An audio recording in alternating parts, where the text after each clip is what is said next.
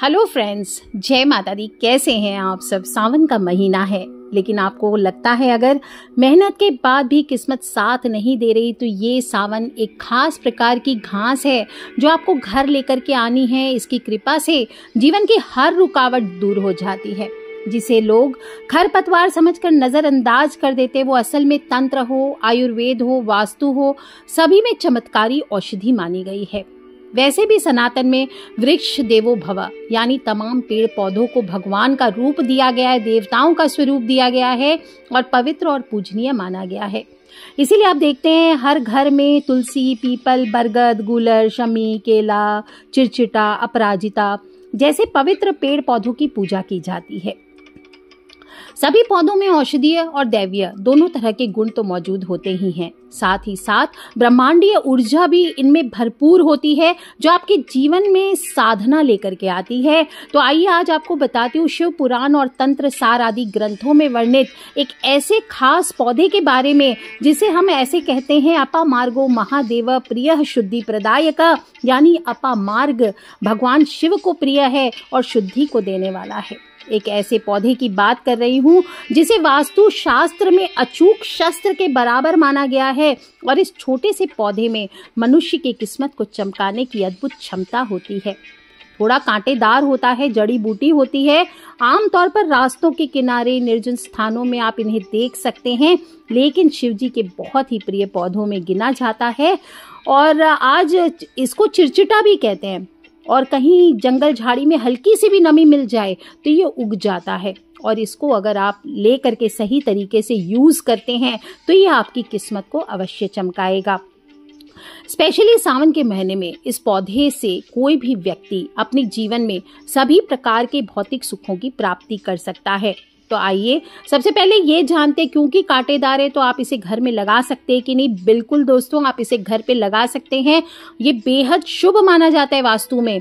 और अगर श्वेत मिल जाए, सफेद वाला अपामार्ग मिल जाए तो घर में लगाकर अगर सही दिशा में इसे आप उत्तर की दिशा में लगाकर रखते हैं तो आपके इस घर में अचूक धन बरसता है, सुख समृद्धि की प्राप्ति होती है।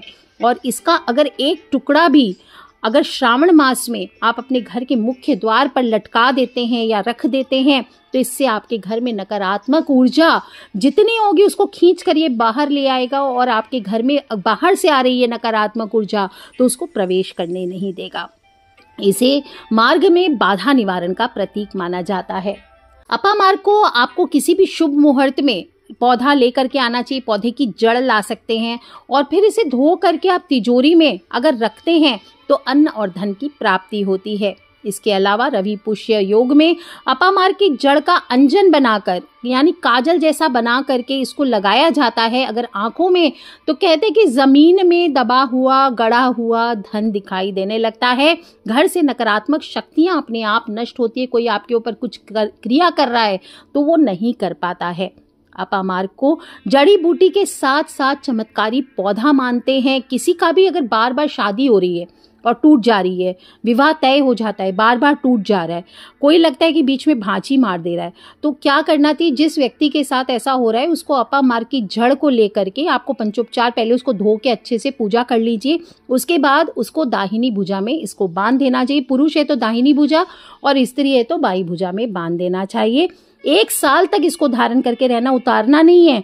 आपकी विवाह अवश्य तय होगा। अगर कार्यों में भी बाधा आ रही है तो भी आप ये उपाय को कर सकते हैं, कार्य अवश्य सफल होता है।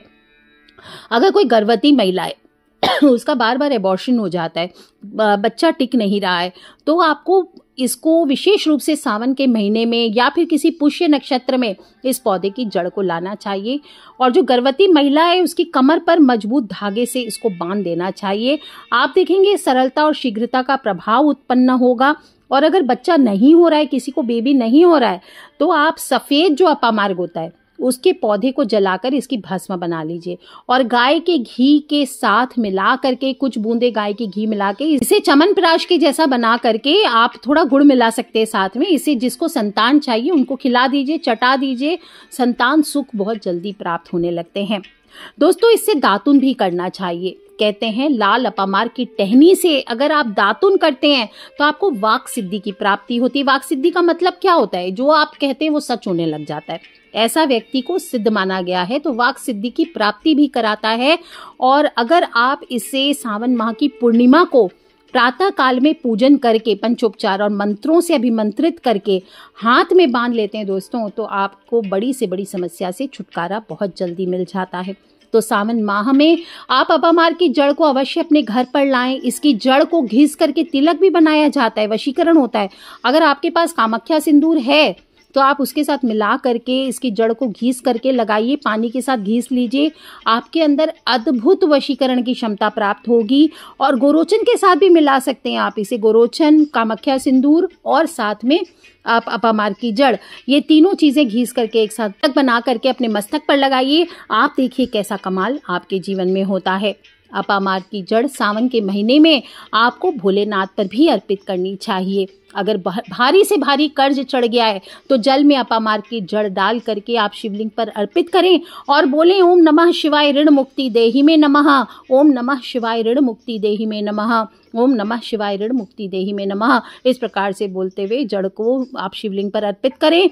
और शत्रु नाशन मंत्र, अगर शत्रु ज्यादा है तो शत्रु नाशन मंत्र का जाप कीजिए। ओम क्रूम काल भैरवाय नमः, ओम क्रूम काल भैरवाय नमः, ओम क्रूम काल भैरवाय नमः। ये शत्रुओं से रक्षा करता है और न्याय दिलाने में सहायक होता है।